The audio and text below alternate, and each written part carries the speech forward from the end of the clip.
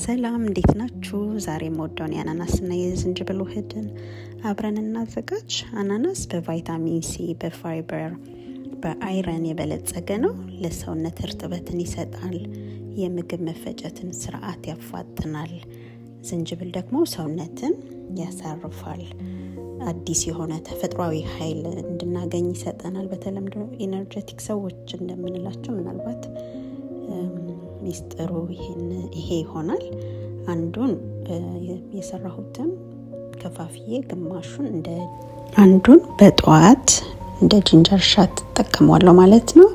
ሌላውን ደግሞ በፈለግነው ሰዓት ቀን ሙሉ ውሃ ትንሽ ጨመር አድርገን እኔ ቺያ ሲድና ሎሚ ጨምሬበታለሁ። እናንተ እንደምርጫችሁ እንደሱ አድርጋችሁ ተጠቀሙት እና ውጤቱን ታዩታላችሁ። በጣም ደስ የሚል ስሜት አለው። ቀኑ በጣም ስለሚያምር ከጁሱ ጋር የተለየ ስሜትን ይፈጥራል። እናንተ ሞክሩት። ሌላው የአናናስ ቆዳውን በደንብ በማጠብ ለ20 ደቂቃ በማፍላት ወይ ሲናመን ወይ እርድ፣ ቀረፋ ወይ ደግሞ አንዱን ነገር በመምረጥ ሲናመን አድርጌ እንደ ሻይ መጠጣት። ሲናመን ማትወዱ እርድ ማድረግ ትችላላችሁ። እዚህ ድረስ ከደረሳችሁ ላይክ፣ ሼር፣ ሰብስክራይብ አድርጉ።